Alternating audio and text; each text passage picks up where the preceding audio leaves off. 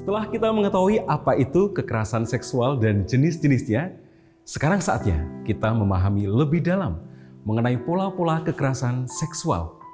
Di sekolah, kekerasan seksual bisa terjadi dalam berbagai kemungkinan, yakni guru ke murid, murid ke murid, staf non-pendidik ke murid, murid laki-laki ke guru perempuan atau staf non-pendidik perempuan, guru ke guru, kepala sekolah ke murid, guru atau staf non-pendidik. Dalam banyak kasus yang terjadi, kekerasan seksual di lembaga pendidikan dilakukan oleh guru atau staf non-guru terhadap murid dikarenakan oleh ketimpangan relasi kuasa, yaitu guru yang menyalahgunakan wewenang untuk memaksa, menakuti, memanipulasi, dan membuat murid tidak berdaya. Mari kita simak kasus-kasus berikut. Ana, kamu gak perlu khawatir.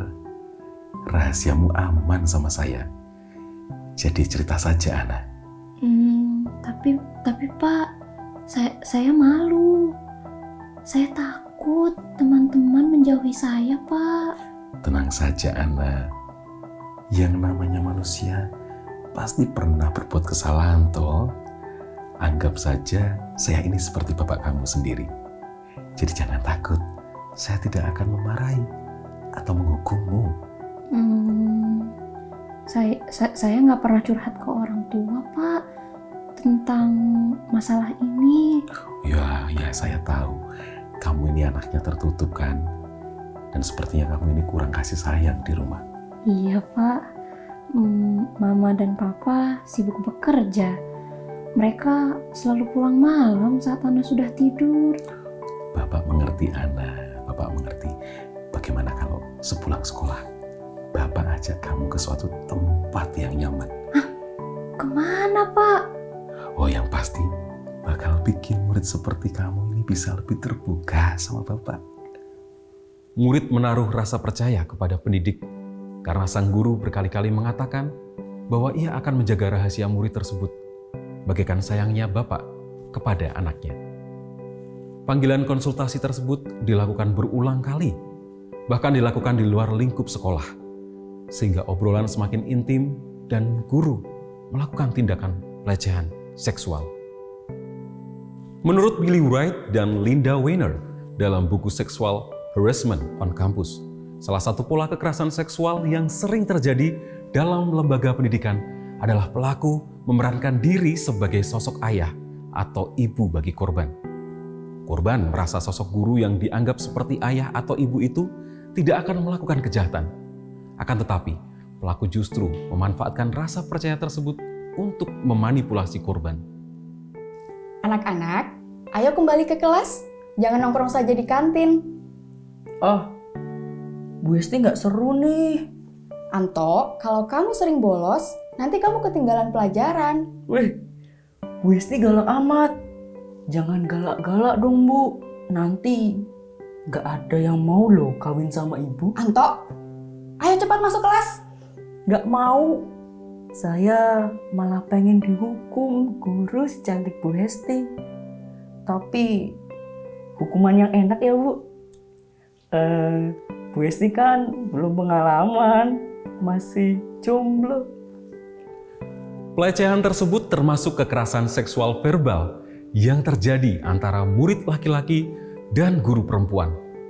Meski pendidik tersebut usianya lebih tua, namun murid ini merasa lebih superior karena bergender laki-laki di tengah cara pandang budaya yang masih relatif memandang laki-laki lebih tinggi daripada perempuan. Saya pernah di balet, Kak. Hah? Balet? Seriusan lo? Maisa, salah masuk sekolah lo. Lo harusnya masuk sekolah cewek aja. Maaf, Kak. Tapi menari bukan cuma buat perempuan. Oh, pinter lo ya ngajarin gue. Hah? Ya udah, nari lo sekarang. Gue mau lihat masih jantan gak lo kalau ngebalet. Kekerasan seksual di lembaga pendidikan juga dapat terjadi antara murid sebagai pelaku kepada murid lainnya sebagai korban. Dalam ilustrasi kasus tersebut, meskipun sama-sama seorang murid, tapi posisi pelaku yang merupakan panitia masa orientasi siswa dan korban yang masih siswa baru jelas memperlihatkan ketimpangan relasi kuasa. Put, kamu kenapa? Kok kayak habis menangis? Aku nggak apa-apa, Rin. Bohong. Cerita deh ada apa. Kamu tadi terlambat kan? Dihukum lari sama Pak Teguh. Enggak. Pak Teguh nggak ada. Terus? Aku dibukain gerbang sama Pak Sapam. Terus kok kamu malah sedih gitu ekspresinya? Pak Sapam itu...